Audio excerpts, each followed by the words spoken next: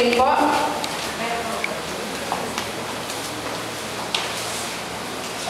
Magandang hapon po sa inyong lahat. Magandang hapon. Actually, mapalad po tayo at pinaunlakan tayo ng ating panauhin na sa ating paanyaya sa kanya despite his busy schedule. Sobrang busy po itong ating congressman na ito. Our speaker for today is a well-known politician. And what's important at pinakagusto ko dito sa kanyang resume, he is a servant leader. Yun ang gusto-gusto. Hindi yung politician, but yung servant leader, which earned him various titles. He is the father of Parañaque Cityhood and a father of nationalization of Parañaque National High School and Dr. Arcadio Santos National High School.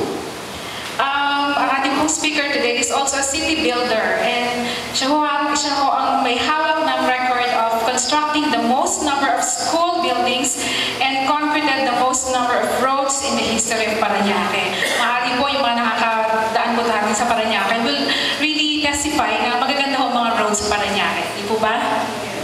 Okay.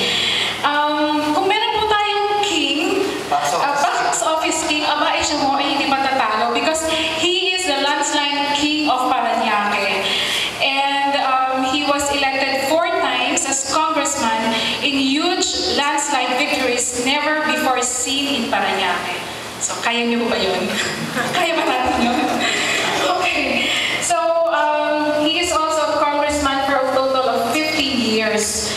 And now, he is on his 6th term po as congressman.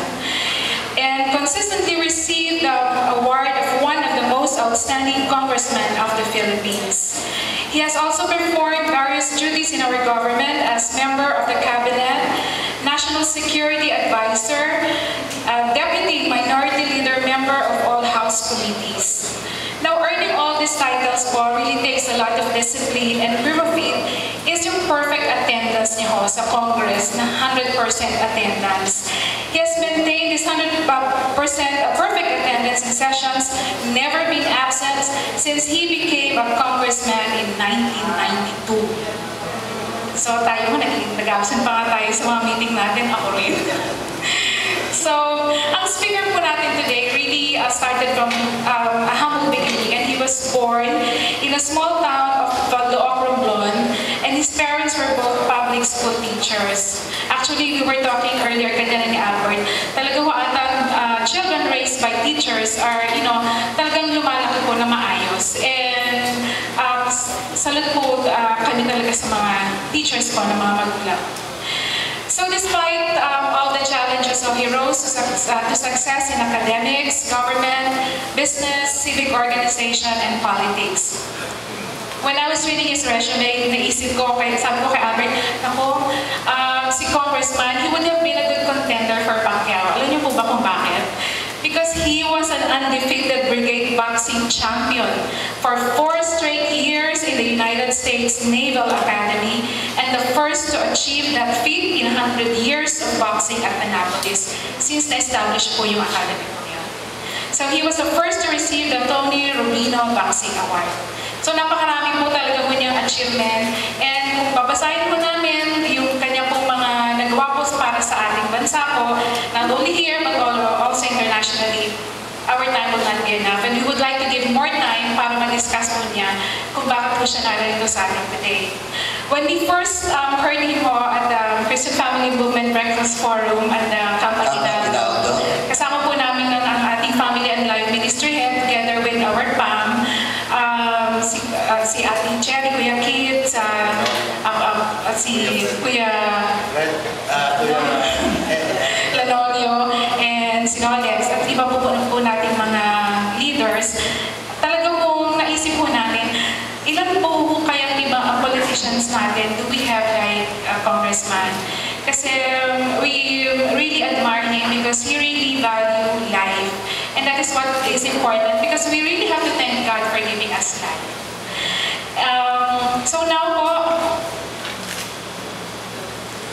nais po namin pakilala sa inyo ang ating panauhin sa hapon na ito, si Postmaster General at Congressman, 2nd District of Parañaque, Congressman Roy Longoles.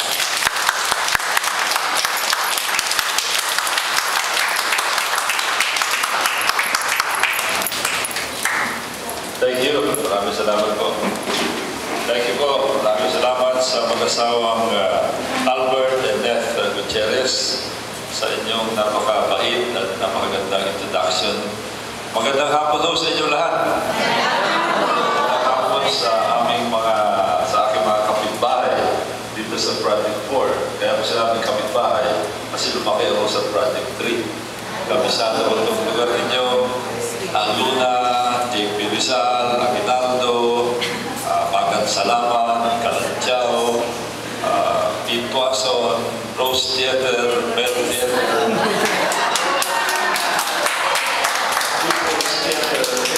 St. Joseph Church, wala pa yung simbahan nito. Siguro yung mga medyo may edad na rito, natatandaan yung Montana Grocery, yung bowlingan yan sa may kabila, yung Peria, pag may fiesta sa harap ng St. Joseph Church, yung Rendezvous swimming pool, yung kung alam niya. So nakakalam doon. Nahuli na din yun. Maganda hapon ulit. I feel at home here. Graduate ako ng Quirino High School at halos kalahati ng mga kaklase ko taga dito sa Project 4. And I spent the 4 years in Quirino High School coming here every now and then para makipagbahay sa mga kaklase ko na galing sa Pura Big Calao Elementary School. Ako naman galing sa Quirino Elementary School. Sino mataga Pura Big Calao dito? Ang tawag namin sa kanila, puro bakulaw. Yung mga biro namin. Ako yung papasalamat sa inyo, dito sa inyo, pag-imbita sa akin. And I would like to thank the organizers, Mr. Kit and Cherry Ebron.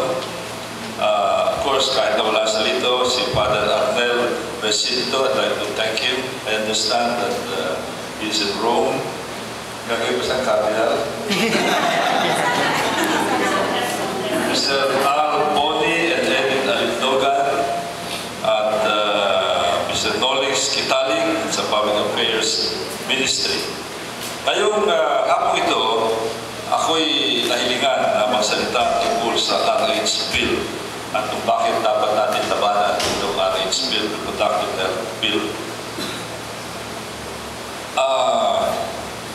Alam niyo, ang isa sa pinaka-importanteng bagay pagdating sa pagtalakay ng RH Bill ay yung tinatawag na question.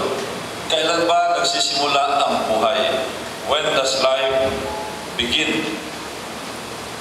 At sa ating konstitusyon nakalagay, life begins at merong sinasabing conception. Ano yung issue ng conception? If you look at the medicinenet.com, which is a very major medical website, nakalagay doon, conception, the union of the sperm in the ovum, which is synonymous with fertilization. The moment of conception, nakalagay din dyan, when the sperm penetrates the egg, if a sperm cell meets and penetrates an egg, it will fertilize the egg. The fertilization process takes about 24 hours. When fertilization happens, changes occur on the surface of the egg to prevent other sperm from penetrating it. At the moment of fertilization, the genetic makeup is complete, including the sex of the infant. Yan ang definition dito sa website na tinutukoy ko. When does human life begin? Maraming dictionary. 7 dictionaries, Oxford, Butterworth, Gold, Stedman, Arup, Mellon, Pierce, at least 13 medical textbooks like Moore, Larsen, Sander, etc., and 57 international experts called to an 8-day hearing at the U.S. Senate a long time ago, coming from the Harvard Medical School, Mayo Clinic, Dr. Jerome Lejeune, the father of modern genetics. Ang kanilang unanimous opinion fertilization, when the sperm penetrates the egg. Yan po ang kanilang definition at nakalagay dito sa US Senate Report 1981. There is overwhelming agreement on this point in countless medical, biological, and scientific writings. At nakalagay dito, pag embryo is human because it is already a member of the Homo sapiens, not of any other species. It has a life of its own, distinct life from the life of the mother and the father. Not semen nor egg. Cells that are part of the life of father and mother, semen and egg have reached their full maturity. No new human life grows and develops on its own, self-organizing, self-coordinated.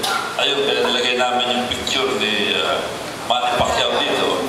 Kasi diyan siya nagsimula. At kanina binanggit si Manny Pacquiao patungkol doon sa boxing.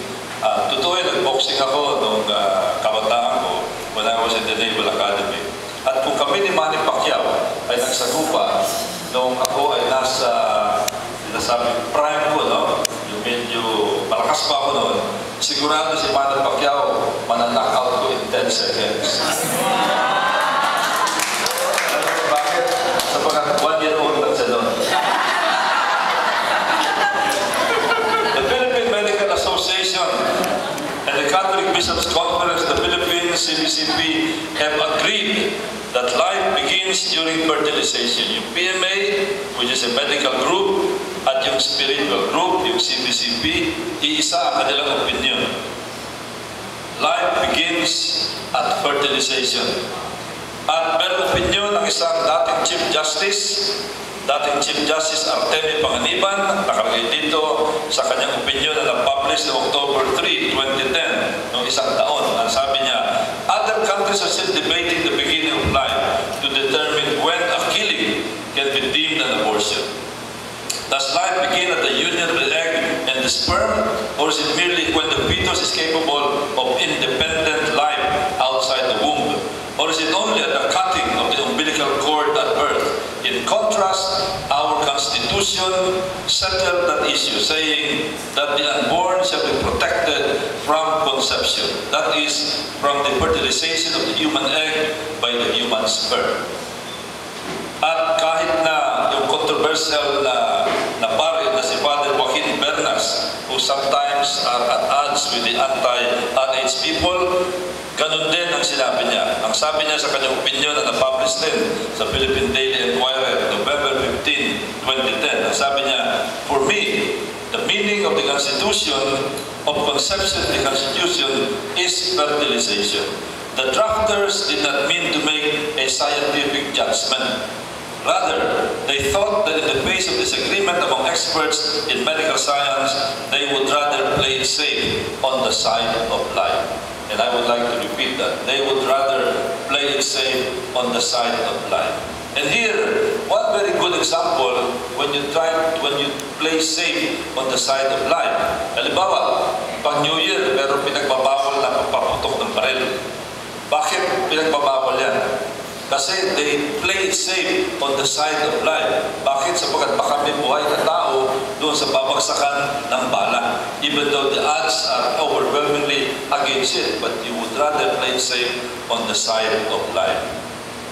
Before 1965, the medical consensus was that life began at fertilization, or when the first sperm penetrated egg. But in that year, biglang meron nangyari, nagbago ang posisyon ng American College of Obstetrics and Gynecology, and it changed the definition to implantation of the fertilized ovum on the uterus, naging implantation. At ito ang pinakaposisyon ng mga pro-RH people. Sila, hindi nila tinatanggap that life begins at fertilization. Para sa kanila, life begins on implantation. And after so many years, about 20 years, pinaliwanag ng head ng ACOG, si Dr. Richard Sonosky, in his 1984 address. Siya yung pinuno ng American College of Obstetrics and Gynecology. Ang sabi niya, I do not deem it excellent to play semantic gymnastics in a profession. It is equally troublesome to me that, with no scientific evidence to to validate the change, the definition of conception as a successful spermatic penetration of an ovum was redefined as implantation of a fertilized ovum. It appears to me that the only reason for this was the dilemma produced by the possibility that the intrauterine contraceptive device known as IUD might function as an abortifacient. In other words, binago nila ang definition on when life begins sapagkat pag i-define ito as fertilization, magiging abortifacient ang IUD. Because IUD prevents implantation. It prevents life from going on from fertilization. And that appears to be the only reason why the American College of Obstetrics and Gynecology changed the definition. And of course, binagit ko na kanina, doctors affirm life begins at fertilization at dito kinote ang presidente ng Philippine Medical Association, Dr. Oscar Tinio, at dito binanggit din yung iba pang mga organization, halimbawa yung Philippine Obstetrical and Gynecological Society, hindi sila pumanig doon sa kanilang American counterparts. Ang posisyon ng Philippine Obstetrical and Gynecological Society or POGS, ito ay sinabi nila sa kanilang sulat sa Kamara de Representantes, and I would like to quote, "The beginning of life starts at normal fertilization. This is not a spark of the moment incident, but a process that unfolds in 48 hours to several days when a normal human sperm inclusive of its proteins, 23 somatic chromosomes and 2 sex chromosomes mix homogeneously with the contents of a normal human ovum inclusive of its proteins, 23 somatic chromosomes and 2 chromosomes, and survives the process, then new human life has begun." Yan ang posisyon ng Philippine Obstetrical and Gynecological Society. But in spite of that, hindi pa rin sumasang-ayon yung mga pro-RH at ang ina-adapt ay yung version ng American Gynecological and Obstetrical Society because it is the definition that is comfortable to them, that is convenient to them, that supports all the other initiatives that they have with respect to the massive purchase and procurement of contraceptives and condoms. Ito papakita ko sa inyo. Ito ang picture na pinakita ko nung magsimula yung aming debate noong nakarang kongreso ng number 1 proponent ng RH Bill, si Congressman Edsel Recman. Kasi madalas na sabihin na ang problema rin ng Pilipinas, napakarami ng mga bata at dapat daw nabawasan ng mga sinilang ng mga bata. So ginawa ko sa kanya, pinakita ko ng picture na ito, which is a picture of some kids in my district in Parañaque. So tinanong ko siya, sabi ko, Your Honor, distinguished sponsor, sinabi mo na dapat nabawasan yung mga sinilang ng mga bata. Pwede po bang malaman sa inyo kung sino sa mga batang ito ang hindi dapat pinanganak? Yung pang nakaputi o kaya yung nakapula. Ang sagot sa akin, unfair daw yung question ko. Of course, kaya nahirapan siya sapagkat hindi na statistika ang pinag-uusapan. Napakadaling magsabi na sana hindi pinanganak. Pero pag pinag-uusapan na yung tunay na tao, mahirap sagutin. And that is the very germ and crux of the issue. Ang pinag-uusapan natin dito, hindi statistika, kundi mga tao. Isipin nyo, ang kanilang posisyon ay ganito. Sabi nila, halos kalahati daw ng mga pregnancy ay unwanted pregnancy. So if you think about that, lahat tayo produkto ng pregnancy, di ba? Kung sinasabi nila na kalahati ng pregnancy in the history of the Philippines would be unwanted pregnancies, ang ibig sabihin niya kalahati sa atin, unwanted pregnancy. Hindi tayo pinanganak ng kagustuhan ng ating mga magulang. At nung pinanganak tayo, hindi sila happy. Kalahati sa atin, walang karapatan na kumanta ng kantahan ng happy birthday. Kasi hindi masaya yung ating paglabas ng ito. Yun ang pinakapunto nung sinasabi nila na kalahati daw ay unwanted pregnancies. At isa pa nakakasyak, si former Senator Ting Paterno, speaking for the pro-RH group during the first hearing on the RH bill in the Committee on Population, House of Representatives noong November 24, 2010. Ang sabi niya, and I would like to quote, "And if you have too many children that you can't afford to send to school, you are consigning those children to poverty. And you are promoting an intergenerational poverty, ang salin ng kahirapan mula sa magulang hanggang sa mga anak at sa mga apo." Intergenerational, salin ng kahirapan, parang salin ng lahi, parang it is hereditary, parang ito ay nakakahawa. In other words, sinasabi niya, pag ikaw ay mahirap, ang anak mo ay magiging mahirap, ang apo mo ay magiging mahirap. In other words, pag gusto natin bawasan ang mahirap, dapat huwag manganak yung mga mahirap. That is the bottom line of the statement of the good former Senator Ting Paterno. Ito, papakita ko sa kanya, papakita ko rin sa inyo. Ang isang litrato ng mga estudyante na karamihan ay mga galing sa mga mahirap na pamilya. Many years ago, ito ay sa public school. Kung totoo yung sinabi ni Senator Ting Paterno, dapat lahat ng mga bata ito kahit mahirap pa. Dapat yung mga anak nila mahirap, yung mga apo nila mahirap. But I would like to tell you na dito sa mga bata ito na karamihan galing sa mga mahirap na pamilya sa isang public school dito sa Quezon City. Ngayon, after so many years, marami sa kanila very successful, naging professional, maganda na ang kalagayan sa buhay, naging estudyante, naging doktor, naging abogado, naging CPA. Practically half of them are now abroad having a good life. And one of them is now the congressman of the 2nd District of Paranaque. Tama. Si Paterno na pinanganak na mayaman. At nakalimutan niya na ang isa ang pinakamalaking sektor ng ating ekonomiya ngayon na talagang nagsasalba sa ating ekonomiya, yung OFW. Mga 8.7 million OFWs, karamihan sa kanila galing sa mga pamilyang mahirap. Hindi sila nakatira sa Pauls Park, hindi nakatira sa Bel Air, marami sila nakatira sa mga Baguio, sa mga kanayunan ng Pilipinas, at marami sa kanila galing sa mga pamilya na maraming anak. 8.7 million overseas Filipinos contributing an inward remittance in the amount of about $21 billion a year and increasing.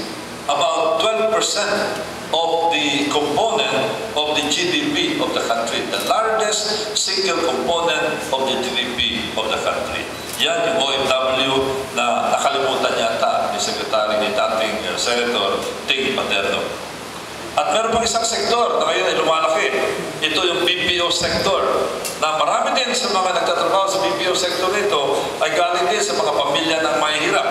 Halimbawa, noong 2010, umabot na ng 525,000 ang mga empleyado rito, at ang projection dito sa loob ng mga 2-3 taon ay maaaring umabot ito ng 1 milyon. At ang income noong 2010 ay 6.9 billion, 8.9 billion dollars. At pinoproject din na mga 2 to 3 years, aabot na ito ng mga 10 to 11 billion dollars. At maaaring malampasan pa yung income, yung inward remittance sa mga OFW sapagkat napakataas ang growth rate ng sektor na ito. Again, karamihan dito ay mga Pilipino na galing sa mga mahirap na pamilya, at karamihan dito ay galing sa mga pamilya na maraming anak. At ito ay palaki ng palaki. Alam niyo, ang BPO sector, Business Process Outsourcing sector, ang number 1, India, 37%. Ang number 2, Canada, na malapit lamang sa Amerika, kaya maganda ang kanilang posisyon, kaya marami silang BPO businesses na nakuha. Pero ang Pilipinas ay number 3 in the world. 15% sa kamakita ng isang economic sector na number 3 in the world. Kanyang kalakihan at nagpapalaki dyan, ulitin ko, ay yung population strength of the country. At katunayan, nung una ako nagsasalita tungkol dito, pinapangarap natin na sana dumating ang araw na tatalunin natin ng India pagdating sa call center. That was when I started talking about this. Pero nung palang December 4, 2010, ay nalampasan na natin natin ang India sapagkat ngayon, number 1 na tayo pagdating sa mga call center. Again, the very life of the PPO sector, of the call center business is provided for by what the pro-RH people are saying is the overpopulated sector or overpopulated nation like the Philippines. Ayun, ang isang bagay na parating sinisisi ng mga pro-RH, yung mahihirap daw ang siyang dahilan kung bakit dumadami at lumalaki ang populasyon ng Pilipinas. At sinasay nila parati na dati 65 million na tayo, ngayon halos 100 million na tayo. I would like to cite an on-the-record statement of NEDA Secretary Cayetano Paderanga Jr. Alam niyo si Secretary Paderanga, siya din ang NEDA Secretary noong taong 1992 nung matapos ang termino ni President Cory. Naibalik siya bilang NEDA Secretary at na-appoint ulit siya ngayon ang NEDA Secretary. Noong 1992, ang populasyon ng Pilipinas ay 65 million at ang poverty level ay nasa 32%. In other words, 32% ang mga masasabi nating mahihirap. Noong 2011, nung siya ay in-interview ko, May 18, 2011, ang populasyon ng Pilipinas ay 95 million at ang poverty level ay 26%. So, ang masasabi natin mga mahirap ay 26%. Tingnan natin ang statistika. 30 million ang nadagdag na populasyon matapos ang halos 20 taon. Ang nadagdag sa mga mahirap ay 20 point, ang poverty level noong 1992 ay 20.8 million. Ngayon, 2011, ang poverty level sa bilang ay 24.7 million, ang suma total about 4.1 million ang nadagdag sa populasyon ng mga mahirap. Tingnan natin yung populasyon ng mga may kaya. Sa 30 million increase over the 19-year period, 4 million accounted for by the so-called poor and 26 million accounted for by the non-poor. In other words, mas marami ang contribution ng mga hindi mahirap sa pagpapalaki ng ating populasyon. So why are the pro-RH people always blaming the poor for the population increase when this is accounted for by the the part is accounted for by the non-poor? At meron pang isang, alam niyo, ang bagong RH bill ngayon ay nagsimula sa isang very deceptive manner. Doon na lang sa pagbibigay ng number. At gusto ko i-cite ang isang press statement ng author ng RH bill. Nung siya ay nagbigay ng press statement noong July 2, pangalawang araw ng bagong kongreso, itong 15th Congress. Alam niyo kasi sa kongreso, sa unang araw, and that is July 1, diyan magdadagsaan yung mga kongresista at magpapile ng kanilang mga pet priority measures, mga panukalang batas, mga House bills. Noong July 2, nagpahayag si Congressman Lagman sa kanyang press statement. Ang sabi niya, Representative Edsel Lagman, reproductive health advocates renewed their bid for the enactment of an RH law with the filing by its principal proponent, Representative Edsel Lagman, of the controversial measure as House Bill number 03 in the 15th Congress. And this press release was released by no less than the office of Congressman Lagman. Nung makita ko ito, nagulat ako, sabi ko, paano nangyari yan? Kasi ako yung pangalawa na kongresista na nag-file. Ang ginagawa sa kongreso kasi, para hindi magkagulo at para hindi mag-dominate yung naunang makarating. Di ba pwede na meron sa dadaling 200 bills doon at kanya na lang. Ang ginawa, pag ikaw na una, yung first 10 sa iyo. So House Bill number 1 to House Bill number 10, sa iyo yung number na yan. Yung sunod, House Bill 11 up to House Bill 20. Kami yung pangalawa. Congressman Goles yung pangalawa. So sa akin, yung House Bill 11 up to 20. Nauna sa akin, pag definitely hindi si Congressman Lagman, sa kanya yung House Bill number 1 to House Bill number 10. Laking gulat ko, nung biglang nagsabi na ang House Bill niya ay House Bill number 03. So sabi ko, paano nangyari yun? Eh alam ko na iba ang nauna sa akin at hindi siya. So inimbestiga ko yan. At nalaman ko na meron palang matinding pressure para yung kanyang House Bill ay maging House Bill number 3. Ang binigay na number sa kanya ay actual number, House Bill number 96. Alam niyo, napaka-critical ng numbering. Kasi pag yung House Bill ang unang mabigyan ng mas mababang number, ang ibig sabihin, unang-una, ibig sabihin, ikaw ang nauna. At sa pagka ikaw nauna, meron kang karapatan ng iyong House Bill ang unang talakayin ng committee. Ang House Bill ko na nagtatanggol sa buhay ng unborn, the House Bill Protecting the Life of the Unborn, House Bill number 13. Siguro nung malaman ito, merong pressure na magkaroon ng isang House Bill na mas mababa ang House Bill number. Kaya nagkaroon ng pressure. Mabuti na lang ako nagreklamo dito at sinabi ko na pag ito ay ituloy ng Bills and Index Division na talagang pinipressure ayon sa kanila na mabago ang House Bill number 96, sabi ko magpapile ako ng reklamo sa opisina ng Ombudsman for fraudulent numbering of the House Bill. Kaya hindi natuloy ito. Pero lumabas na ang kanyang press statement at ito ay kineri na ng mga ibang media. Halimbawa, si R.G. Cruz ng ABS-CBN, binanggit na House Bill number 3. Doon mismo sa Bongo Radio, sa Legazpi, doon sa probinsya, ng author, ganun din.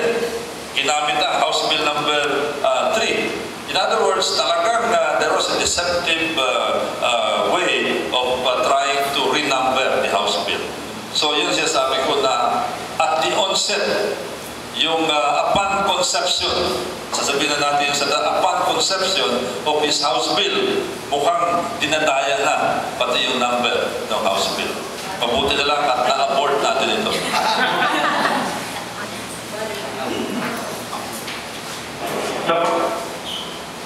Hindi ko na sasama ito para...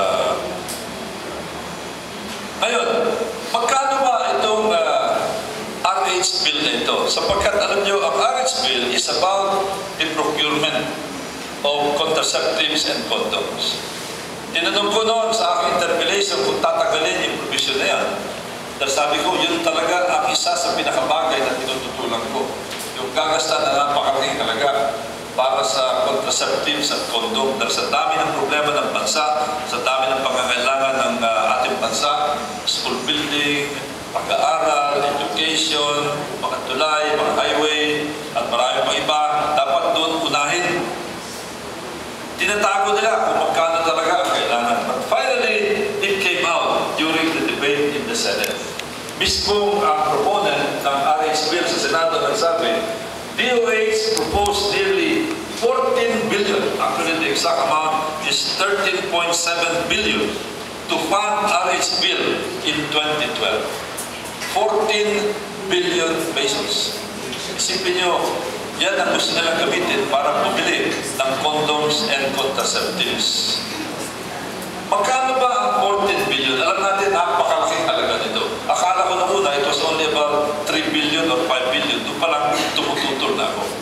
Pero nagulat ako, 13.7 billion pala ang gustong gastahin ng DOH para sa RH bill. Dahil sabi nila, protection daw ng buhay, para ma-prevent yung mga unwanted pregnancies, para ma-prevent yung abortion, maternal health, sabi nila, to prevent maternal deaths. 14 billion. Magkano ang budget ng DOH? 42 billion pesos. Isipin nyo, ang 14 billion is about 1/3, more than 1/3 of the 42 billion. Gano ba ka-importante ang reproductive health? 1/3 ba ng total health requirement ng Pilipinas ang reproductive health? Paano na yung cardiovascular health?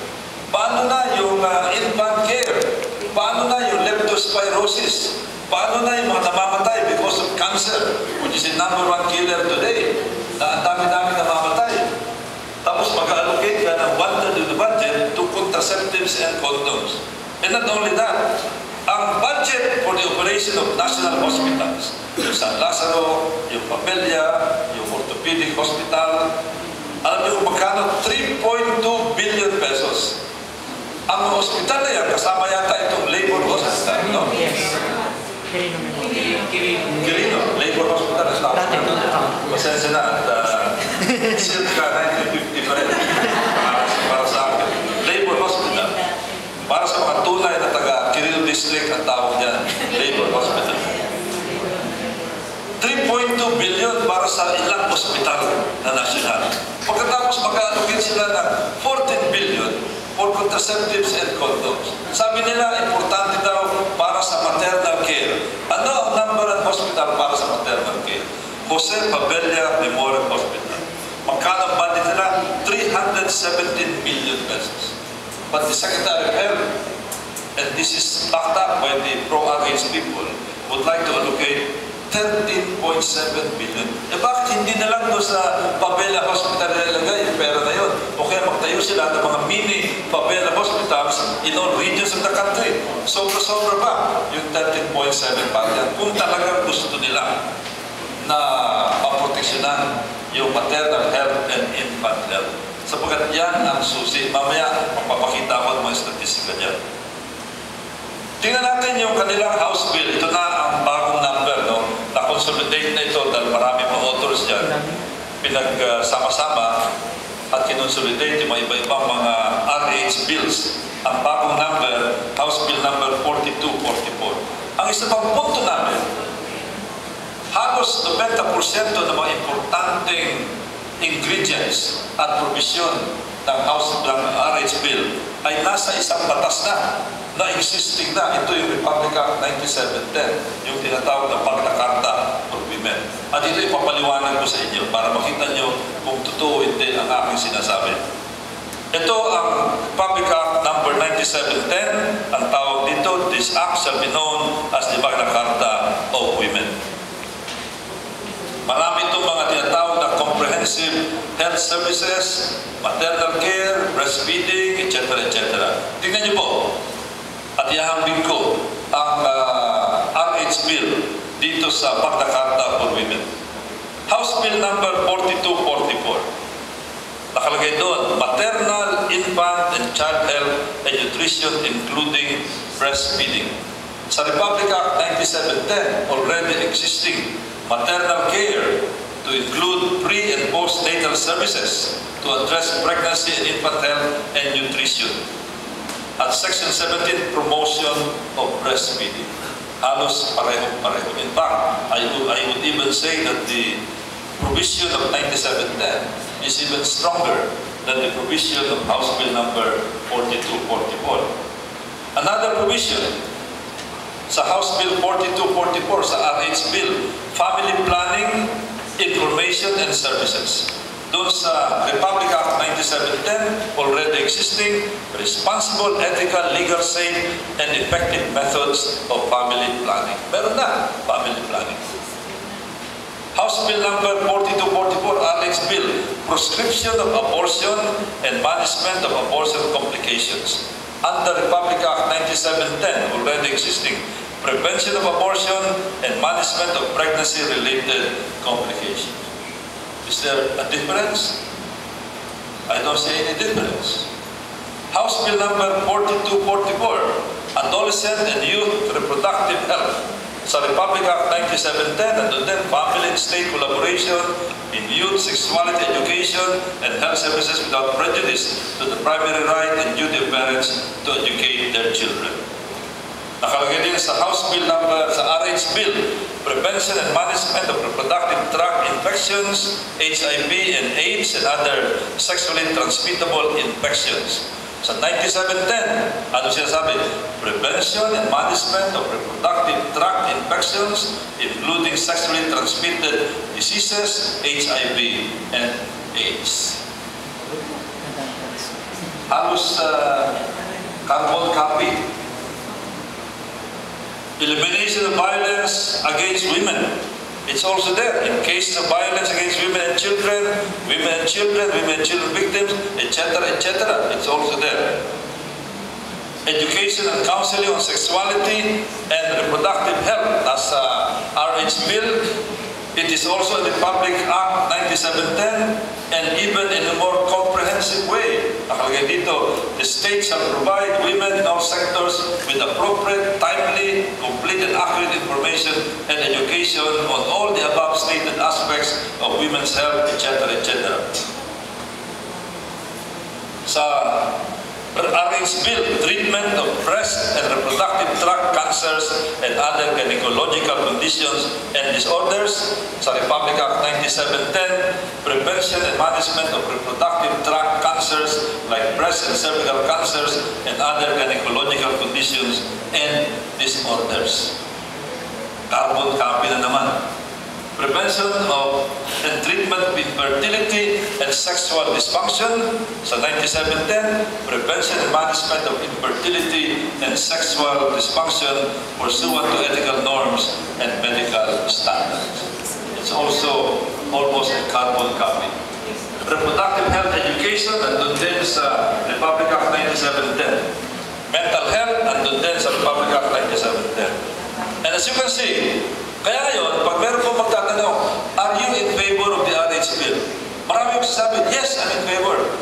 At ano sinasabi nila? Kasi meron tungkol sa maternal health, meron tungkol sa AIDS, meron tungkol sa HIV, meron tungkol sa infertility. But without knowing na yung mga yun ay pinili ng mga RH author in a very devious way to provide something that is attractive to people in general.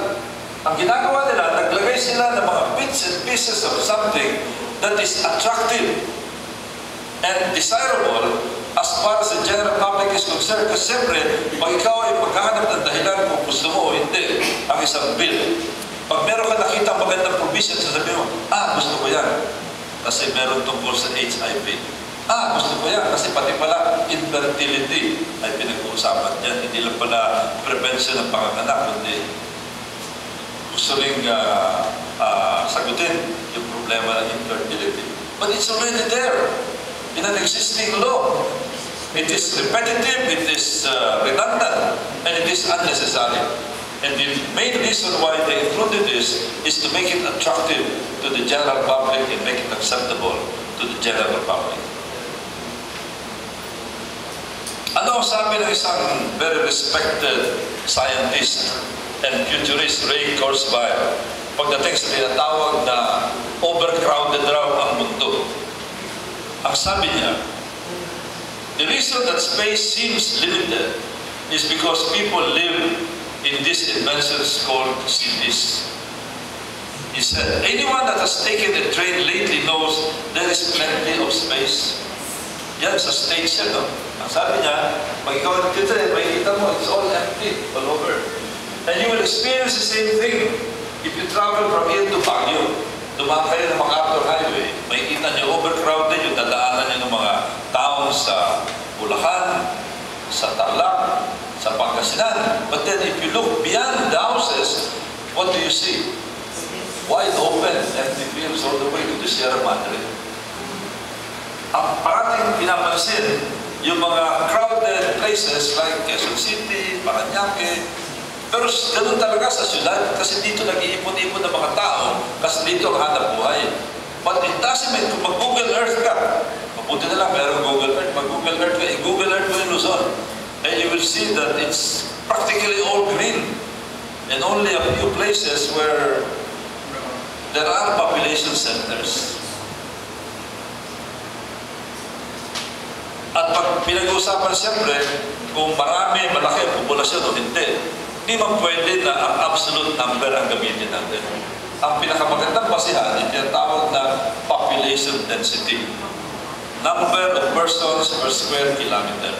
Parang number of persons per square meter. Halimbawa, dito sa kwarto na ito.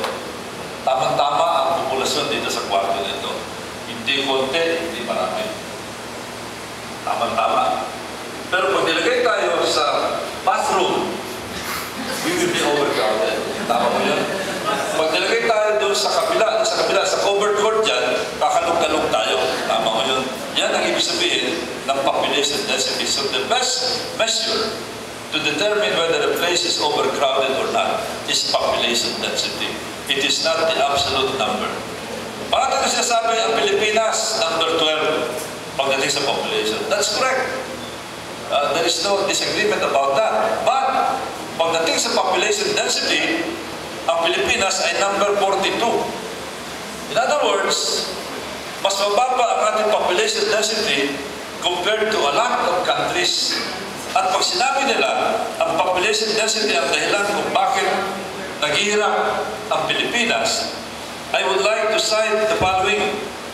Ito yung mga bansa na mas malaki ang population density kaysa sa atin. Ang tanong, sino ang mas mayaman? Yung bang mga bansa na mataas ang population density kaysa sa atin? O tayo? Well, it depends, no? Tingnan nyo, number 1, Macau, 20,000. Tayo, 266. Ang population density natin, 266 persons per square kilometer. Macau is 20,000. Almost 100 times. Sino mas mayaman? Macau o Pilipinas? Monaco, 16,000 compared to 266. Hong Kong, 6,571 compared to our 266. Sino mas mayaman? Hong Kong o Pilipinas? Singapore, 5,539. Sino mas mayaman? Singapore o Pilipinas? And mind you, Singapore, kahit na ang taas ng population density, they have already reversed their population control. They are now encouraging their families to have more children, in spite of the fact that napakalaki ng kanilang population density.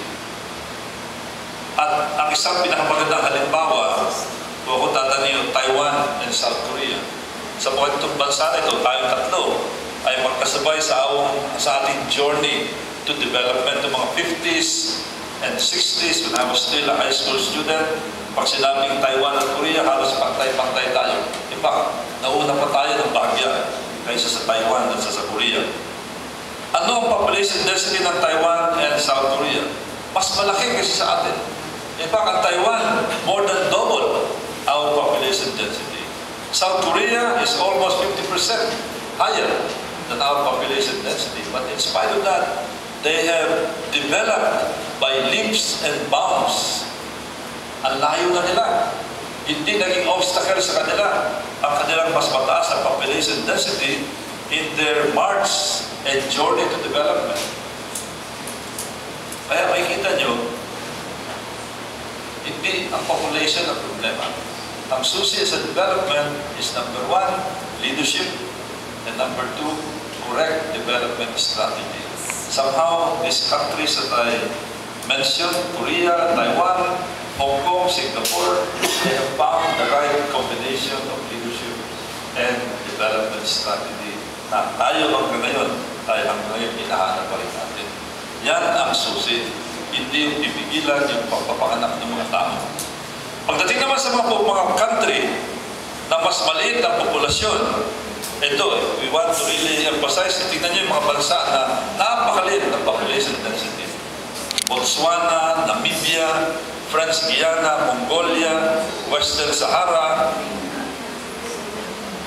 Napakaliit ang kanilang population density. Tayo, 266 sila, 1 or 2 per square kilometer. Pwede kang maglakad dyan sa isang araw, baka wala kang makasalubong na tao.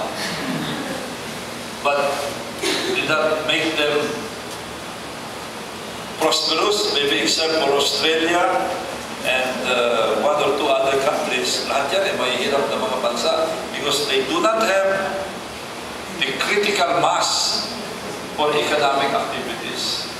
In the same way that if you look at the situation in the provinces, kung meron sa inyo rito na taga-probinsya like me, galing ako na Romblon.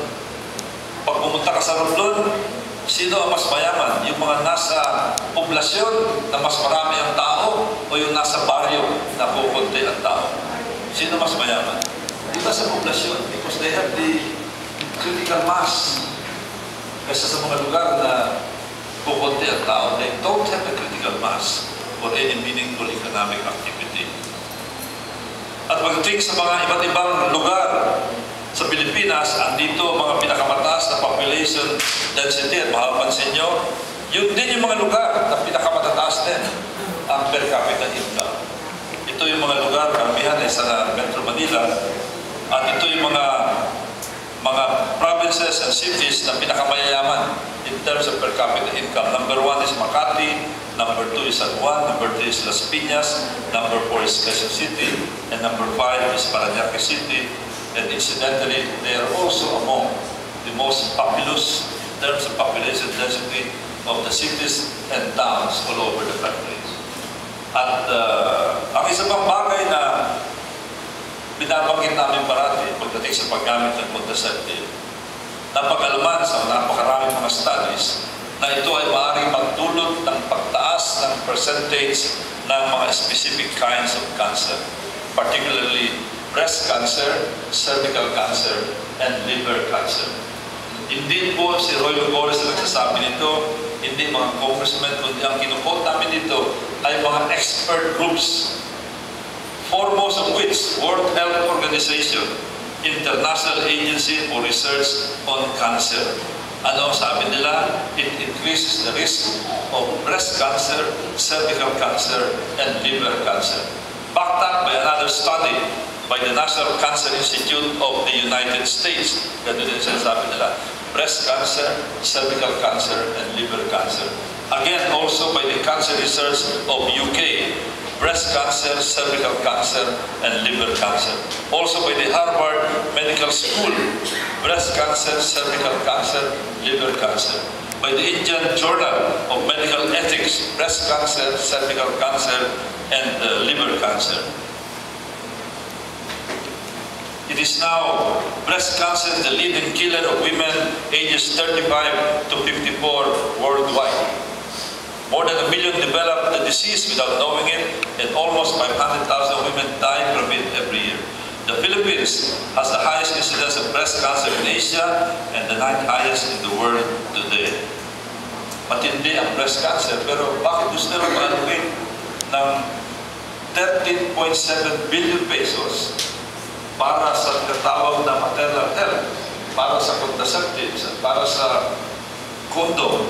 Pero parang kinakalimutan nila yung breast cancer at kinakalimutan nila yung mga finding at studies na ginawa ng mga expert group na nabanggit ko na sinasabi na maaaring magdulot ng mas malaking percentage ng breast cancer, cervical cancer, at liver cancer ang mga contraceptives, yung oral contraceptives.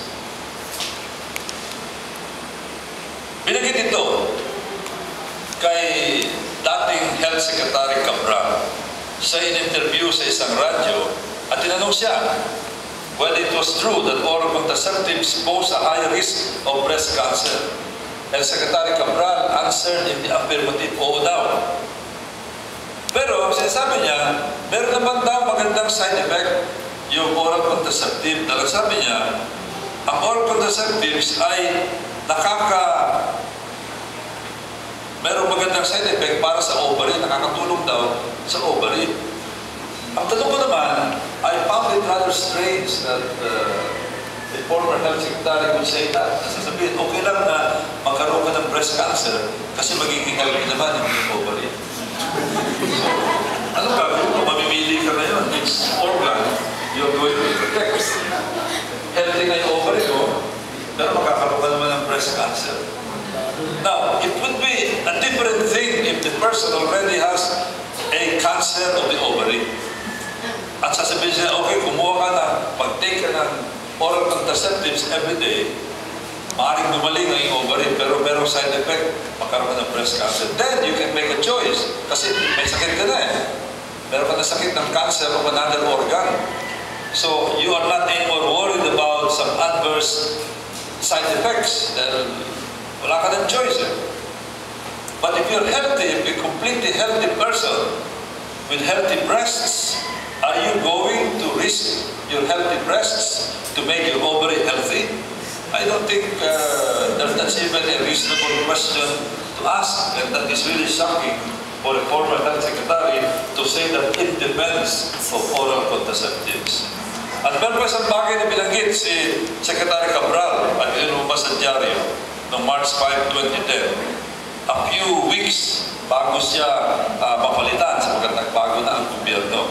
Dito binanggit niya yung mga condoms naman. Sabi niya, condoms are 85% effective for the prevention of HIV/AIDS when used consistently and correctly, and 95% effective for unwanted pregnancies.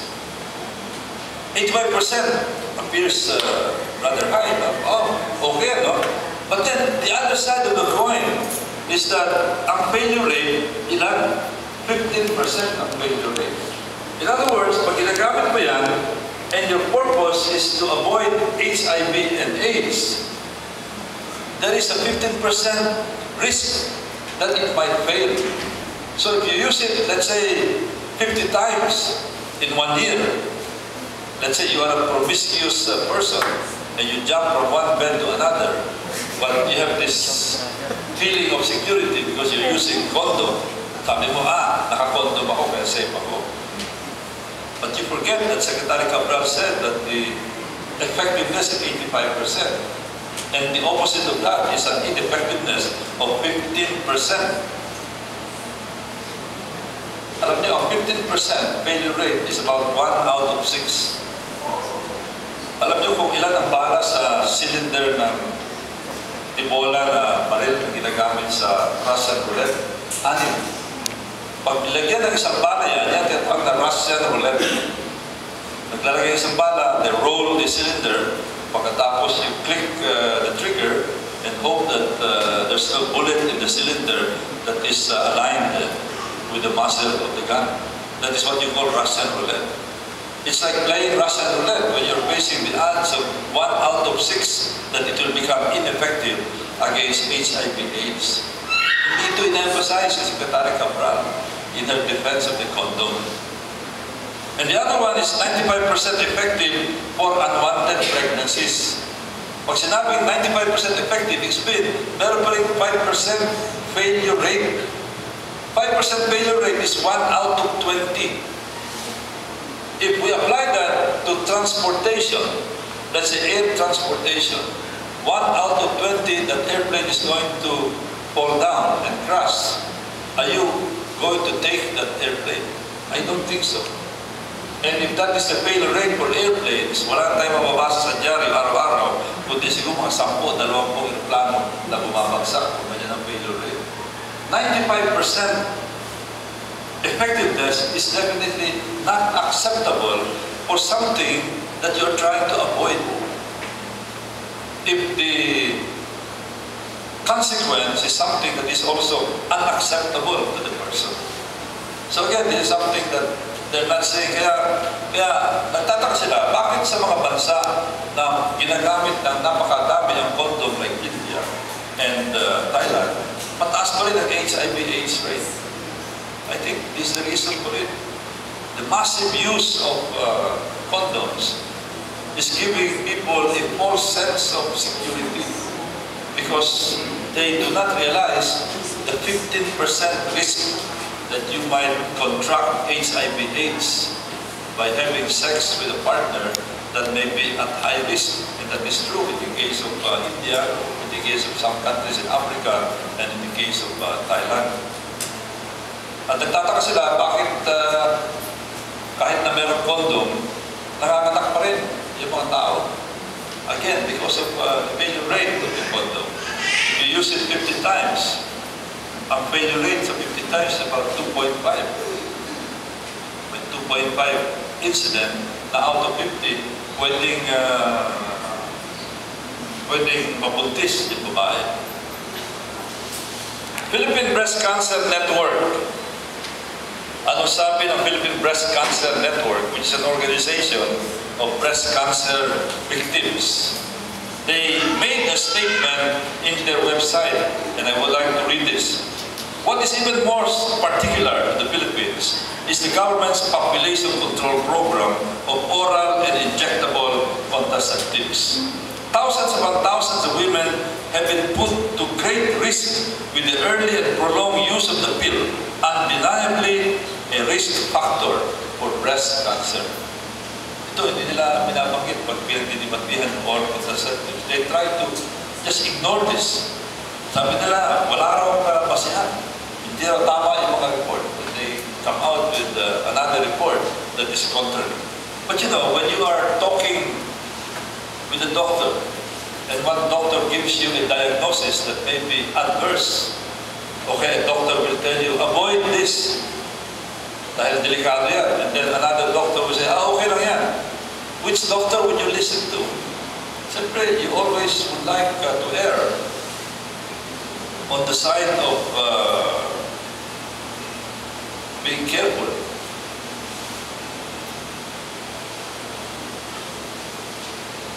Tapos, parang binabagit,